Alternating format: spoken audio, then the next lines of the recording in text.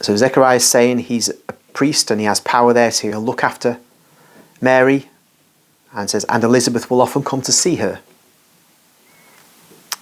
Oh, certainly, I'm in such need of God that I will come and tell this little girl so that she may tell the Eternal One. Anne has taken heart again.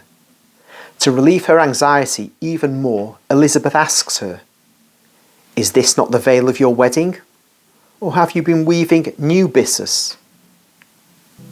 It is. I'm consecrating it to the Lord with her.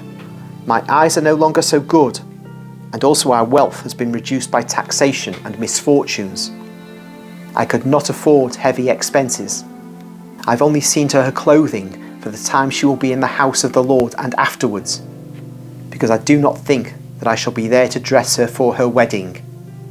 But I want it to be the hands of her mummy, even if cold and motionless, which prepare her for the wedding and weave her linens and dresses. Oh, why think of that? I'm old, my dear cousin. I've never felt it so much as I do now in my great pain. I have given the last ounce of strength in my life to this flower, to bear her and to nourish her, and now the pain of losing her is drawing my last strength away and dispersing it. Don't say that, for Joachim's sake. Yes, you're quite right. I will try and live for my husband.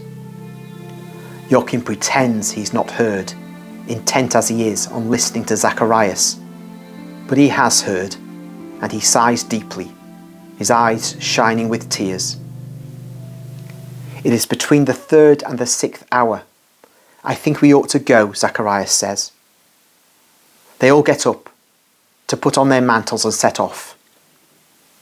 But before going out, Mary kneels down on the threshold with her arms stretched out, a little imploring cherub. Father, Mother, your blessing, please.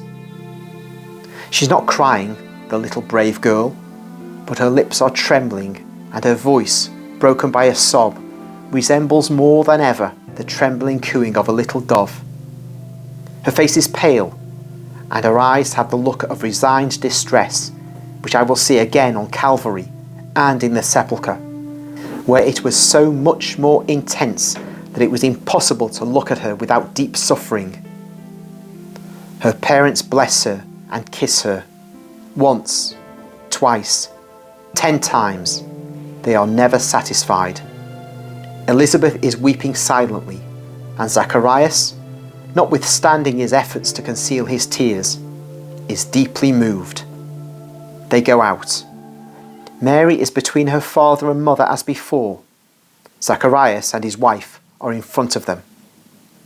They are now inside the walls of the temple. I will go to the high priest. You go to the great terrace. They go across 3 yards and through 3 halls, set one upon the other.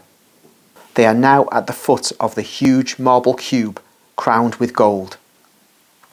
Every dome, convex like a huge half orange, blazes in the sun, which now at midday is shining down directly onto the large yard surrounding the solemn building, and is filling with its dazzling light the large square and the wide flight of steps leading up to the temple.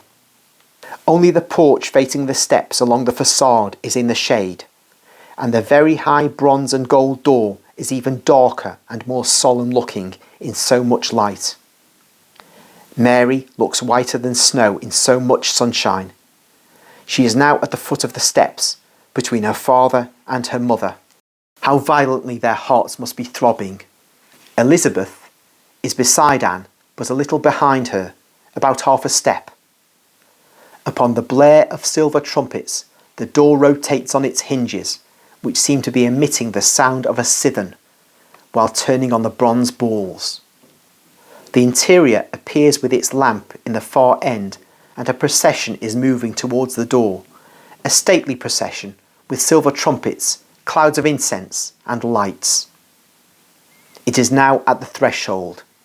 In front is the high priest, a stately old man dressed in very fine linen, and wearing over his linen dress a short linen tunic, and on top of it, a kind of chasuble, something multicoloured between a chasuble and a deacon's vestment. Purple and gold, violet and white alternate and sparkle like gems in the sun. 2 real gems are shining more brightly at the top of his shoulders. Perhaps they are buckles with their precious settings. On his breast, there is a large metal plate shining with gems and held by a gold chain. Pendants and trimmings gleam on the hem of his short tunic, and gold shines above his forehead on his mitre, that reminds me of the mitre worn by Orthodox priests, a mitre shaped as a dome instead of being pointed like the Roman Catholic one. The solemn personage moves forward, alone, as far as the beginning of the steps, in the golden sunshine that makes him look even more splendid.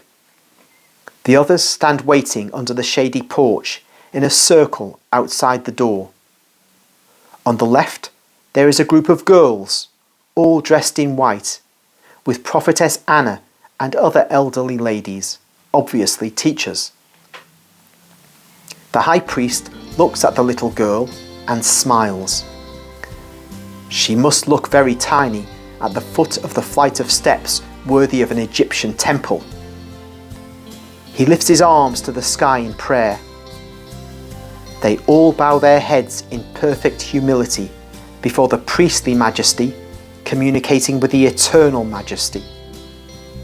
Then he beckons to Mary, and she departs from her mother and father, and as if fascinated, climbs the steps, and she smiles.